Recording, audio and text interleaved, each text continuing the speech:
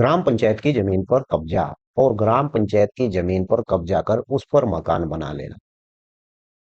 अधिकतर लोगों को इस बात की जानकारी नहीं होती है कि जिस जमीन पर वो लोग कब्जा कर रहे हैं, क्या ये जमीन ग्राम समाज की जमीन है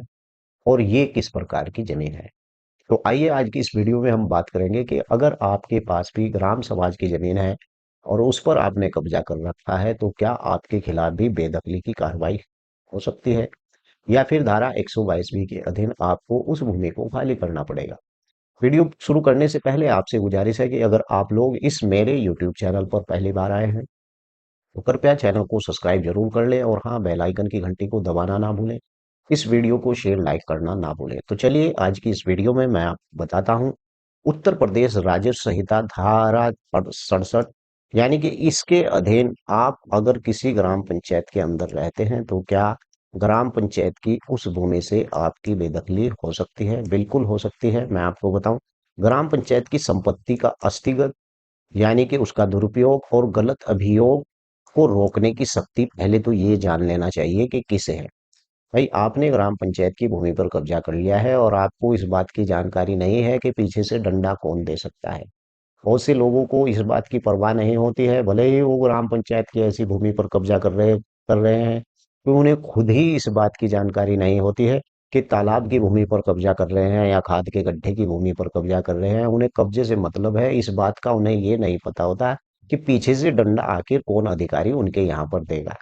तो चलिए आज की इस वीडियो में मैं आपको विस्तार से इसी बाबत बताने जा रहा हूं कि अगर आपके पास भी इस प्रकार की कोई भूमि है। अधिकतर गरीब लोगों के पास इस प्रकार की भूमि नहीं होती है। ग्राम पंचायत के अंदर जितने भी लीडर होते हैं या फिर गांव के रहनुमा होते हैं, उनके पास ग्राम पंचायत की भूमि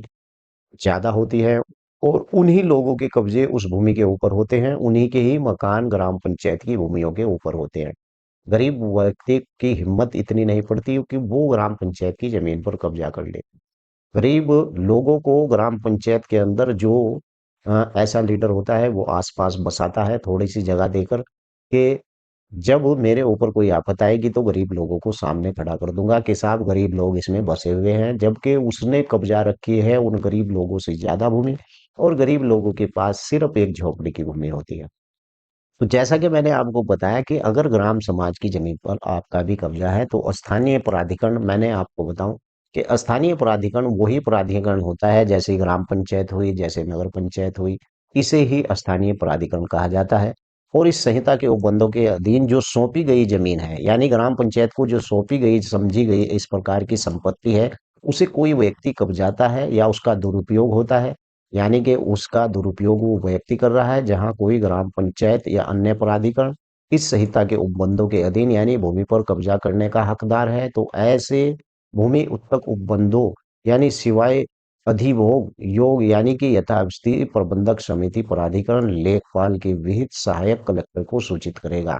कहने का मतलब यह है कि अगर आप किसी भूमि के ऊपर कब्जा कर रहे हैं तो ग्राम पंचायत के अंदर एक भूमि प्रबंधक समिति होती है। वो भूमि प्रबंधक समिति का कार्य यही होता है कि देखती है कि ग्राम पंचायत की ऐसी भूमि पर किस व्यक्ति ने कब्जा कर रखा है और ऐसे व्यक्ति के खिलाफ ग्राम पंचायत की भूमि प्रबंधक समिति जो है लेखपाल को कहती है, या लेखपाल समय अपने जो है अपने अधिकार के रहते हुए वो उस व्यक्ति की शिकायत यानी कलेक्टर को कर सकता है। और कलेक्टर क्या करता है मैं आपको बता दूं, कलेक्टर का काम होता है कि अगर कलेक्टर को इस बात का यानी पता हो जाता है कि इस भूमि पर फला व्यक्ति का कब्जा है, सूचना सहायक कलेक्टर यानी इस बात का समाधान हो जाता है उपधारा 1 के अधीन, यानी संपत्ति हस्तगत कर दी गई है, कब्जा लिया गया है ग्राम पंचायत की संपत्ति को, तो उसका दुरुपयोग किया गया है, तो भूमि के अभियोग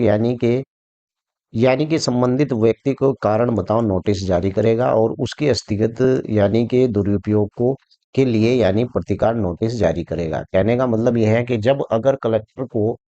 लेखपाल इस बात की जानकारी देता है कि फला व्यक्ति के द्वारा ग्राम पंचायत की फला जमीन को कब्जा कर लिया है, तो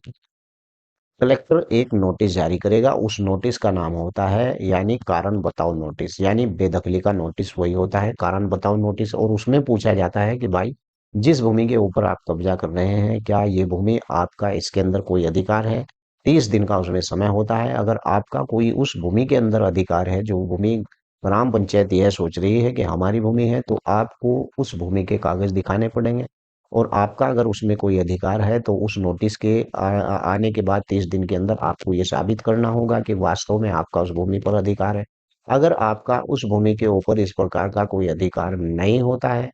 तो फिर कलेक्टर आपको आदेश जारी करेगा कि भाई, ये भूमि आपकी भूमि नहीं है, ये ग्राम पंचायत की भूमि है। बेहतर यही है कि आप इस भूमि को खाली कर दें, और इस भूमि को खाली करने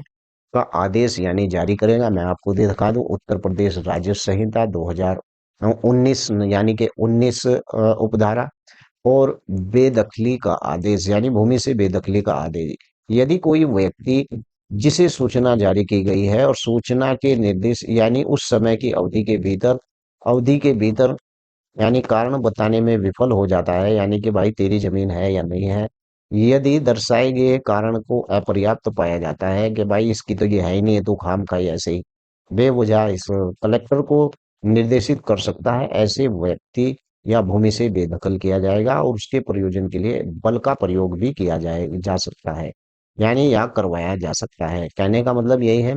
कि अगर इस बात की जानकारी हो जाती है कि वास्तव में ये भूमि इसकी नहीं है, ग्राम पंचायत की भूमि पर ये अपना अधिकार जमाए हुए बैठा है, तो बेदखली का उसे नोटिस होगा। नोटिस के बाद अगर वो व्यक्ति समय सीमा के भीतर वहां से उस भूमि को नहीं छोड़ता है, तो फिर बुलडोजर की कार्रवाई होती है। और बुलडोजर की कार्रवाई ऐसी होती है कि अगर बुलडोजर भेजता है कलेक्टर या उपजिला अधिकारी, तो बुलडोजर का तोड़ने का खर्चा भी उसी व्यक्ति से वसूल किया जाता है, जिस व्यक्ति ने ग्राम पंचायत की भूमि पर कब्जा कर रखा होता है। यानी कहने का यही मतलब है कि प्रतिकार की धनराशि यानी वसूली का आदेश भी, इस प्रकार का आदेश भी कौन करता है? कलेक्टर करता है। और कलेक्टर इस बात की पूरी जानकारी रखता है कि ये भूमि वास्तव में किसकी भूमि थी, और इस भूमि पर कितना यानी नुकसान हुआ है उसका पूरा बिल बनाएगा। और वहां पर जो बल का प्रयोग किया जाएगा, उसका जितना भी खर्चा होगा, वो सब कब्जा करने वाले व्यक्ति से ही यानी कि वसूल किया जाता है। तो ये बेदखली होती है अगर ग्राम पंचायत की जमीन पर इस प्रकार से कोई व्यक्ति कब्जा करता है। ग्राम पंचायत की जमीन से संबंधित आपका भी कोई सवाल है तो वीडियो के नीचे लिख सकते हैं, या फिर आप का कोई इसी प्रकार का मैटर है वो भी मुझे लिख सकते हैं, मैं उस टॉपिक पर भी वीडियो बना दूंगा। वीडियो कैसी लगी है वीडियो के नीचे लिखकर जरूर बताएं। आपका कोई सवाल है वो भी लिखें। जय हिंद, जय भारत, खुदा।